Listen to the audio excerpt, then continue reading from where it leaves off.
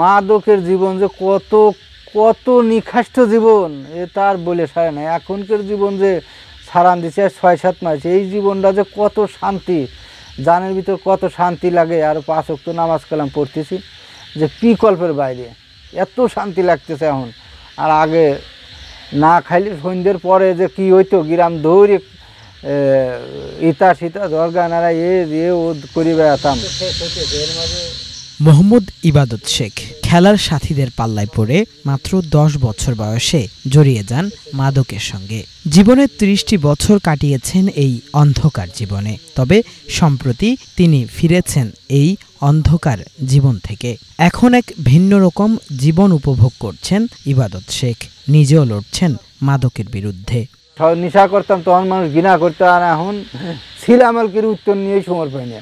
এত ভালোবাসে মানুষ যে ও এত ভালো হয়ে গেছে। এটা ইবাদত শেখের এই আলোর পথে ফেরা খুব সহজ ছিল না। গ্রামের তরুণদের উদ্যোগে পুরো গ্রামবাসীর চাপে ফিরতে বাধ্য হয়েছেন তিনি। আর এই চাপ প্রয়োগে নেতৃত্ব দিয়েছেন খোদ তার সন্তানও। নেশাগ্রস্ত খালি পড়াশোনা সংসারই চালাইতে পারি না, তার পড়াশোনা কীভাবে করাবো? ছেলে মেয়ে কাছে তো মান সম্মান পাইনি। গ্রামবাসী যারা সম্মান দিবি তারাওদের কাছেও বেসম্মানী।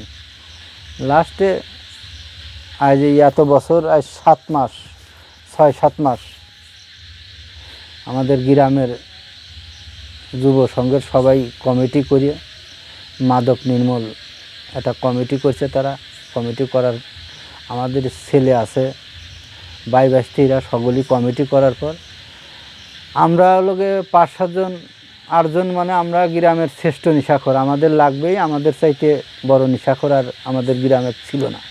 আমরা ৫-৭ জন আমাদের লাগবেই। এরা আমাদের চেক দিয়ে আমরা ধরা পড়ি না, আমরা নেশা সংযোগ করি। তার মানে আমাদের নেশা কোথায় আছে আমরা জানি। আর যারা নতুন ওরা ধরা পড়ে, ওরা এনে সেনে আনবার যায়, ধরা পড়ে যায়। আর আমরা হলো পুরন, আমাদের লাগবে, আমাদের মাল কোথার থেকে আসে কেউ জানে না। তার ইতিমধ্যেও এরা এমনভাবে করছে, আমরা গ্রামে হাটে ব্যবসা করে আসি, কোথায় ঢুকি কেম্মা ঢুকি, কোথায় যাই কেম্মা যাই। এরা মানে আমাদের ভালো করানোর জন্য এরা আমাদের পাঁচ কোনো মতে ছাড়ে নাই। শহরের পাইকারি বিক্রেতাদের থেকে কিনে এনে ইবাদত শেখের মতো গ্রামের মাদকাসক্তদের হাতে বিভিন্ন মাদকদ্রব্য পৌঁছে দিতেন এই যুবক। তিনিও বাধ্য হয়েছেন মাদকের পথ ছাড়তে। এখন করছেন রাজমিস্ত্রির কাজ। বলছেন মাদক ছাড়ার পর বুঝেছেন কত শান্তি। আমরা এই মাদকটা রাজবাড়ি থেকে, গলন্দর ঘাট আছে ওইখান থেকে সংগ্রহ করতাম, মোটরসাইকেলে করে নিয়ে আসতাম। নিয়ে আসার পরে আমরা পাইকারি দামে কিনে নিয়ে আসতাম। কিনে এসে আমাদের এলাকায় নিয়ে এসে খুচরা দামে বিক্রি করতাম, মানে খুচরা একটু বেশি লাভ করে বিক্রি করতাম। কিন্তু লাভ করতাম, কিন্তু সেই সময়কার জীবন অনেক অন্ধকার ছিল। পুলিশের ভয় থাকতো, এলাকাবাসী খারাপ কথা বলতো, ফ্যামিলি থেকে চাপ দিত। এক সময় মানে পুরো একটা মানে অনেক আতঙ্কিতর মধ্যে থাকতাম। মানে ঠিক মতন খাওয়া দাওয়া করতাম না, সবসময় নেশার আখড়ার ভিতরে চড়াইয়ে থাকতাম। এই ফোন দিত, সেই ফোন দিত, অমুকের লাগবে তমুকের লাগবে, এরকম বিভিন্ন ঝুট ঝামেলার মধ্যে থাকতাম। তো ওই সময়কার জীবনটা অনেক অন্ধকারচ্ছন্ন ছিল, অনেক খারাপ ছিল। স্বাস্থ্যরও খুব ক্ষতি ছিল। আগে তো অনেক স্বাস্থ্য ছিল, ওই যখন ওই নেশার ব্যবসায়ের মধ্যে চলে গেলাম, তখন আস্তে আস্তে মানে অনেক মানে নিজেকে একদম মানে শুকায়ে গেল। নেশা করতে করতে শুকায়ে গেল, ব্যবসা করতে করতে এরকম মানে বিভিন্ন একটা প্যারা। এটা একটা আলাদা অন্ধকারচ্ছন্ন একটা জীবন। এই জীবন থেকে মানে একসময় মনে হতো যে এর চেয়ে মৃত্যু অনেক ভালো, এই নেশার জগৎ থেকে মৃত্যুটা অনেক ভালো।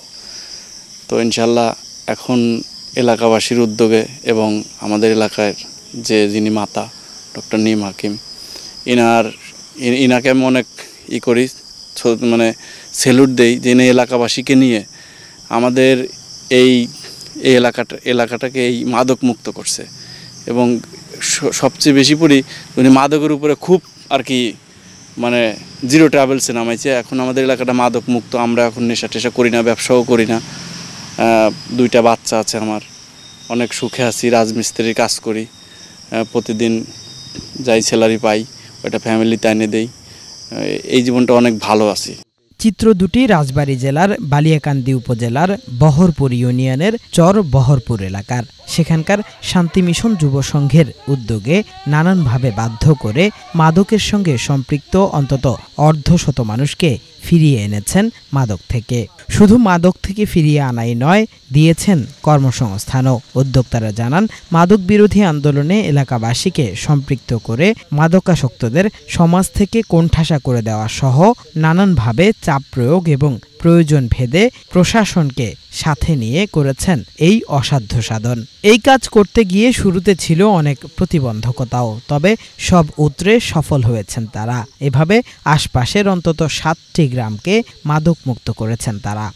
আমরা তাদেরকে ধরে নিয়ে আসতাম, মাদক সহ ধরে নিয়ে এসে আমাদের একটা নির্দিষ্ট স্থান আছে, সেইখানে নিয়ে এসে আমাদের মুরব্বী মাতব্বররা এসে, তাদের পরিবারের লোকজন এসে, পুলিশ এসে তাদেরকে বুঝাই করে পুলিশে দিয়ে আবার দেখা গেছে সালিশ বিচারের মাধ্যমে যে এগুলা করলে সমাজ থেকে বয়কট করা হবে বা তোমার কাছে কেউ কিছু বিক্রি করবে না, ই হবে। আর যদি তোমরা এর থেকে ফিরে আসো, আমরা সমাজের সবাই মিলে তোমাদেরকে সাহায্য সহযোগিতা করব। এরই আওতাধীন আমরা অনেকেই বিদেশ পাঠাইছি, অনেকেই আবার ভালো চাকরি করতেছে, ভালো ইসে আছে, এখন অনেক ভালো আছে। একসময়ে মাদকের অভয়ারণ্য ছিল যে গ্রাম, এখন সেটি মাদকমুক্ত হওয়ায় ব্যাপক সুফল পাচ্ছেন বলেও জানান এলাকাবাসী। আমাদের গ্রামে আগে মাদকদ্রব্য থাকতে আমাদের খুব অশান্তিতে ছিলাম।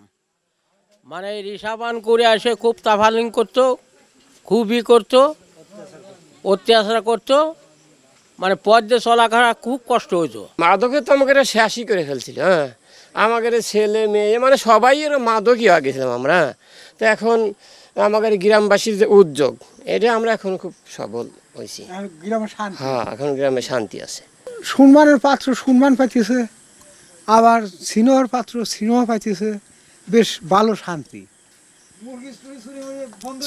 চুরাচাবি কম, এখন দেশে কোনো ছোটো মোটো চুরি মুড়ি নাই। এখন আমাদের এলাকা মাদকদ্রব্য মুক্ত। আমাদের এলাকায় কোনো মাদক, এই সমস্ত নেশা একেবারে বন্ধ। আমরা এখন খুব শান্তিতে রাস্তাঘাটে চলাফেরা করতেছি। যেরকম আগে রাত্রে দেখা যায় সে নেশাখোররা বাড়ি থেকে অনেক কিছু বাইরে পড়ে থাকলে ওটা হারায়ে যেত, নিয়ে যেত। এখন এটাও নাই। আমরা খুব শান্তিতে আমাদের এলাকায় আমরা এখন বসবাস করতেছি। শুধু এই গ্রাম বা ইউনিয়ন নয়, একই পদ্ধতি অনুসরণ করে সারা দেশের প্রতিটি গ্রামকে মাদক মুক্ত করা সম্ভব বলেও মনে করেন উদ্যোক্তারা।